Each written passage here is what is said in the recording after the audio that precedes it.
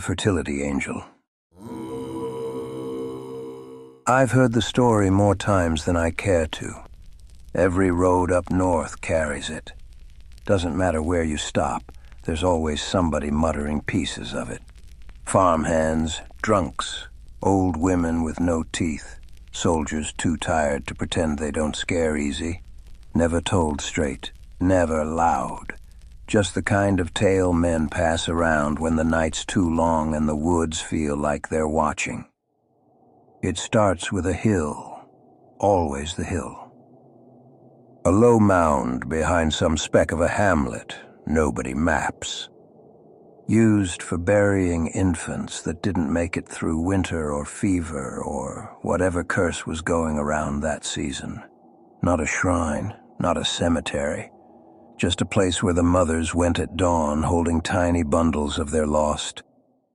They left milk sometimes, cloth scraps, a wooden toy, not because they believed in spirits, but because grief rots the mind and folk will do anything to make it hurt a little less. The hills sank, bit by bit, so slow you only noticed weeks later. Offerings disappeared, soil shifted. Goats refused to graze near it. Everyone pretended not to see. Then someone did see something. A pale shape sliding out of the mound after dusk. Long, thick, white as chalk. Two round faces on two short necks, staring in opposite directions. He told the village. They called him drunk. Until it came into the hamlet proper. No attack. No killing. It just slid up to the well and sat there, coils piled like butchered fat, two infant-like heads wobbling as if confused by torchlight. And instead of running, they knelt, every last one of them. Mothers first, then the fathers, and then the rest. They had lost so many children that year that anything with a soft face and gentle breathing was enough to break them. They called it the Fertility Angel. Said it was a sign. Said their grief had been heard. Said this creature was theirs now, and the thing let them. That's the worst part. Didn't crush anyone. Didn't swallow anyone. Just let their hands touch its hide. Let them whisper prayers. Let them bring food and praise and tears. It accepted everything. So they built it a temple. If you can call a massive wooden hutch a temple. Logs barely shaved, hides stretched over gaps, big enough for the thing to coil inside while the village crowded around, whispering lullabies to it like it was a child. Word spread. Rumors walked faster than traders. Midwives carried the tale into the rest of the province. And eventually those whispers crawled all the way to the ears of House Silmont.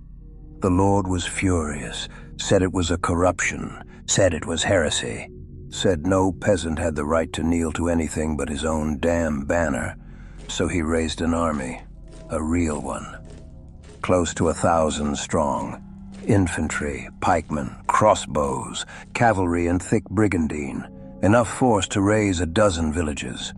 At the front rode General Arno Silmont, the Lord's cousin, old soldier, broken face, reputation for never backing down and never laughing, a bastard in every way that counts. He marched into the hamlet like it was already conquered. Villagers cried, begged him to leave the angel alone, fell at his boots, clung to his tunic. He shoved them aside, ordered the temple burned, called them fools, heretics, filth. The temple went up fast, flames chewing through hides and timber, sparks rising like fireflies. The ground trembled. The creature slid out from under the collapsing beams, slow, heavy, unhurried, like it was waking from a deep sleep and annoyed at the noise. The two heads swayed, one smiling, one drooling. Both blind and pale. The body, God's. Thick enough to flatten a cart if it rolled over one by accident. Arno ordered the lines to form, and then the singing started. A soft humming, barely above a whisper. The smiling head made it. Something between a baby coo and a cradle song. Men stiffened, then relaxed. Pike shafts dipped, shields lowered a hair.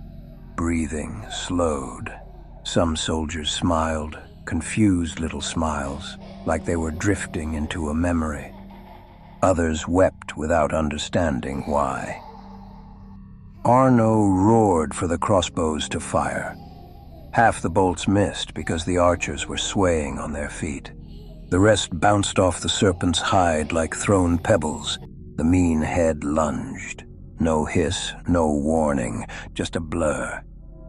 It swallowed 2 men from the front rank whole. Armor, shield, spear, all sliding into that huge gullet like mud down a drain. The second rank braced. Didn't matter.